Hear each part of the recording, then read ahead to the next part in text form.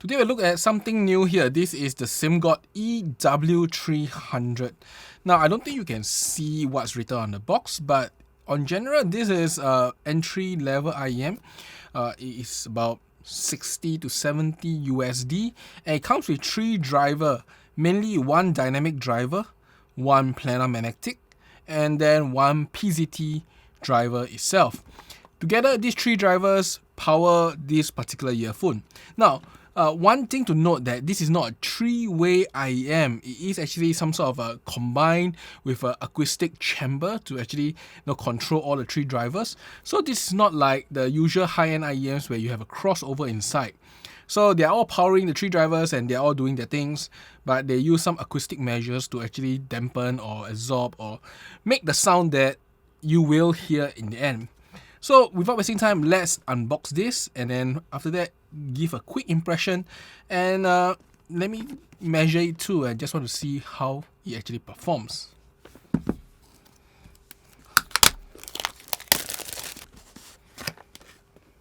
So this is how it looks like.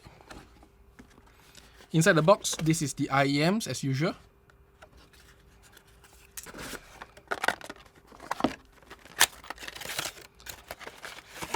This is the case. Now this is all that's inside this particular box, the IEM and the case itself. Looking inside the case, there's the cable, some, I don't know, rubber I guess, and this one is the nozzles themselves, which will tune the IEM a little bit. These are the tips that is given for this IEM. Now, let's take a look at the IEM first before we actually put on tips. This IEM itself has a lip. You can see there's a lip here. And then the size-wise of the nozzle seems to be about medium size, so you can fit most tips in, especially with a lip there. The IEM itself is a little bit hefty, relatively well built. I mean, it's a full metal build, and you can tear some plastic off to have some fun with the metal itself. Not sure what is the material, maybe aluminium or stainless steel. And you can see that this is a recessed 2-pin, slightly recessed, not too much. And that's about it when it comes to the IEM in terms of its look. So let's connect the cable and the tips and then try out the sound. Now I've connected everything. For the first impression, I'll be connecting to my Hebe R4. This is my latest depth, and it's an entry-level depth, so it's a good pairing. I will first do a first impression, just listening to the IEM and saying what I like or what I dislike, followed by comparing with I will compare with my most budget loved IEM. This is the 02, and then after that we will do a little bit of measurements with the IEM itself to just close off this particular first look. Without wasting time, let's connect and have a listen. So I have tried this IEM with 3 songs. Mainly it's Aino Akuruhi from Edo, Ibara from Edo, and followed by Yoasobi here. This is Yusha. And overall, my sound impression of this is that it's a very balanced sound signature, which means that its bass, mids, and high are apparent. It's there, but it's not an extreme U shape or extreme V shape that you normally get these days. It's relatively nice throughout, balanced throughout. Now, in terms of the sound quality, I'll say soundstage wise, a little bit small. Clarity is pretty good. At least I don't feel any issues with clarity if I just listen it alone like this. And in terms of separation, I think it's there. Not the best, but it's okay. In terms of its bass, I would say there is good amount of bass, not a lot for modern IEM standard. I think this is considered like average or even lesser than average for modern IEM signature. And the bass itself has some sub bass, not too much extension there. And then the bass impact is also not really high and not really fast and quick. Okay bass really. It's an okay bass, nothing thunderous nor impactful, but it's okay throughout. Now the mids wise, I think it's clear, it's clean, it's well defined. When you hear the singer sing, I think it sounds pretty good. Vocals don't feel very recessed like in a lot of modern tunings. This feels okay. It's about there. In terms of accuracy of the mids also, it sounds pretty nice. All the instruments sounds kind of correct. It is a very neutral sounding IEM there. Now in terms of treble, there is treble, but surprisingly low amount of sibilance. There is some sibilance in some tracks, but very little overall. The treble, however, isn't that sparkly. It feels like it rolls off, so it doesn't have a super airy or super I would say as catchy treble, and also the treble doesn't have that much bite. Overall, I think that for its price point, at least from what I hear, just alone like this, I think it sounds pretty good. I think it sounds really, really good, in fact, for like $70. Nothing to complain about. Balanced sound, I would say as okay throughout all ranges. Soundstage not very big, but clarity is very good. And overall, I think it's a very enjoyable sound signature. Now that is of course my first impression, just listening it. So now I will compare it with my, this is my 02, and I would just want to, try it out and see what's the difference between these. I mean, this is like what, half price. So this is a natural progression. From here you progress to here.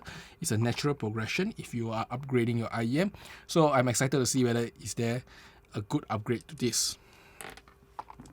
Comparing both of these IEM, the 02 versus the Simgot EW300, I'll say as the Simgot beats the 02 hands down in every single way, except soundstage. The Simgot just feels a little bit compressed together, while the 02 feels like a bit more open up. But other than that, everything of the Simgot is just better. It has better clarity. Overall, better bass is more impactful actually than the 02. The mids are also clearer. It doesn't have that recessed feeling of the 02. 02 has a slight recessed feeling there. In terms of treble energy, the Simgot definitely has more treble energy too, and it's also more apparent. And the best part is Simgot is a bit more neutral sounding versus the 02, which I think borders on the slightly warmer side of sound comparatively between both of them. So overall, is the EW300 a good upgrade if you own a 02? Yes, at least to me. I think just plugging in your ear, you find that the clarity improves, the overall dynamics improve, the sound improve. I think it's an improvement compared to the 02. Now, obviously, this is still an entry IEM. You're not going to get like best-in-class sound. You're not going to get the punchiest bass, the deepest bass, the clearest sound. But overall, I think, this is really nice. Now, just to note that I have done a few, testing, and the 02 is actually very well regarded. So I think the Simgot is doing a pretty good job. So for my initial sound impression is that the Simgot EW300 is actually pretty nice of an IEM. It has a relatively balanced sound, not so much of a very modern tuning where it's very heavy bass or very recessed, or should I say slightly recessed vocals. This one actually really have a nice balance throughout all signature. And the only downside of this IEM is that slightly smaller soundstage. Overall, it is relatively fun to listen. It is dynamic. The clarity is really good, especially in comparison to the 02. Overall, I think that this is a very good IEM for its price and its sound. Now, I'll be doing some measurements, and after that, I will do some conclusions to this IEM. So I have measured the frequency response of the EW300. You can see on the screen now. Now, the notable part is that there is good amount of clarity and presence, and you can see that there's a huge hum there, and it spreads across quite a 1000 to 4000, which is where most of the clarity and presence lies. And then there's a very sharp deep down, and that is where it kills most of the sibilance away, which I also noticed on this IEM. Now, on the bass side of thing, it's not that elevated, so it doesn't have like super sub bass, but the bass is still relatively good. And the sound overall, I did notice that it starts sloping down all the way to 1800, 1000, and it kind of reflects in the mids itself, where there's good amount of body and stuff.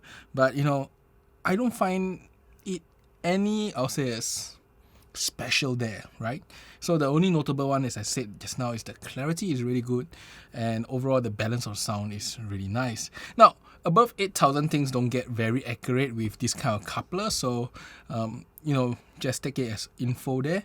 I will say as compared to other IEM, it does have good amount of treble, at least when measured with this. But as I said, it really depends, and this is not the most accurate thing at the higher end. And that's really about it. This is the EW300. Overall, I think it's a good upgrade over the 7Hz02 in many ways, from clarity to overall sound balance and to, I'll say, as the dynamics and responsiveness. The only thing that this thing loses out to the 7Hz02 is the soundstage. So if you ask me, this is an upgrade, and the difference in soundstage is really small. That's about it for today. I hope you enjoy my first look of the Simgot EW300.